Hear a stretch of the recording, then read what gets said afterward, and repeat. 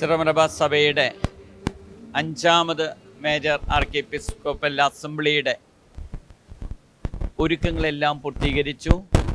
ഇന്നലെ പ്രതിനിധികളെല്ലാം എത്തിക്കഴിഞ്ഞു. ഉദ്ഘാടന കർമ്മത്തിനായിട്ട് അപ്പസ്തോലിക് നുൻസിയോ ഇന്നലെ തന്നെ എത്തി. മുൻ മേജർ ആർച്ച് ബിഷപ്പ് കാർഡിനൽ ആലഞ്ചേരിയും എത്തിക്കഴിഞ്ഞിട്ടുണ്ട്. ബിഷപ്സ് സിനഡിൻ്റെ ഇടയ്ക്ക് ബ്രേക്ക് ചെയ്തുകൊണ്ട് അസംബ്ലിയിൽ പങ്കെടുക്കാനായിട്ട് ബിഷപ്സും എത്തിക്കഴിഞ്ഞു. 348 അംഗങ്ങളും എത്തിക്കഴിഞ്ഞു എന്നുള്ളത് പ്രത്യേകം സന്തോഷത്തോടുകൂടി അറിയിക്കട്ടെ. അസംബ്ലിക്ക് ആവശ്യമായിട്ടുള്ള ആത്മീയമായ ഒരുക്കങ്ങളും അതോടൊപ്പം തന്നെ ഭൗതികമായ ഒരുക്കങ്ങളും പാലാ അൽഫോൻസിയം പാസ്റ്റർ സെൻറ്ററിൽ പാലാ രൂപതാധ്യക്ഷൻ അഭിമന്യ കല്ലറങ്ങാട്ട് പിതാവിൻ്റെ നേതൃത്വത്തിൽ ഒരുങ്ങിക്കഴിഞ്ഞു. നിങ്ങളുടെ എല്ലാവരുടെയും പ്രാർത്ഥനയും അതോടൊപ്പം തന്നെ നിങ്ങളുടെ സഹകരണവും അഭ്യർത്ഥിക്കുന്നു. ഈ അസംബ്ലി കാലോചിതമായിട്ടുള്ള നവീകരണത്തിന് അവസരമാകട്ടെ എന്ന് പ്രാർത്ഥിക്കുകയും ചെയ്യുന്നു. എനിക്ക് വലിയ സന്തോഷവും വലിയ പ്രതീക്ഷയുമാണ് ഉള്ളത്. കാരണം ഈശോ പറഞ്ഞിട്ടുണ്ട്, കാലത്തിൻ്റെ ചുവരെഴുത്തുകൾ മനസ്സിലാക്കുക എന്ന്. കാലത്തിൻ്റെ ചുവരെഴുത്തുകൾ മനസ്സിലാക്കാത്തതിനെക്കുറിച്ച് ഈശോ പരിസേരും മറ്റുള്ളവരെയൊക്കെ വിമർശിക്കുകയും ചെയ്തിട്ടുണ്ട്.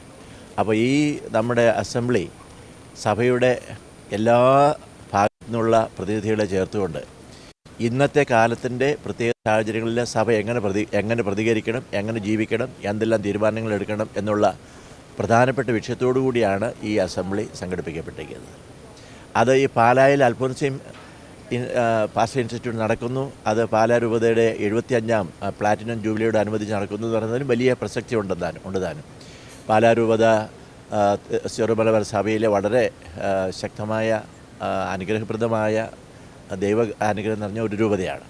അൽഫോൻസാമയുടെയൊക്കെ പ്രത്യേകമായ മാധ്യസ്ഥമുള്ള സ്ഥലമൊക്കെ ആയതുകൊണ്ട്. അപ്പോൾ ഇനി മുന്നോട്ട് പാലാ രൂപത എങ്ങനെ പോകണം, സിറോ മലബാർ സഭ മൊത്തത്തിൽ എങ്ങനെ പോകണം, ഞാനുള്ള ബെൽത്തങ്ങാടി രൂപത, ഞങ്ങളുടെ രൂപത സിൽവർ ജൂബിലിയാണ്, ഞങ്ങളൊക്കെ എങ്ങനെ പോകണം എന്നുള്ളതിനെക്കുറിച്ച് ദിശ നിശ്ചയിക്കാനായിട്ട് ഈ അസംബ്ലിക്ക് തീർച്ചയായിട്ടും സാധിക്കും. പിന്നെ തന്നെയല്ല, ഇപ്പം ഫ്രാൻസിസ് മാർപ്പാപ്പയുടെ സിനഡാലിറ്റി എല്ലാവരെയും ശ്രവിക്കുക എന്നുള്ള ഒരു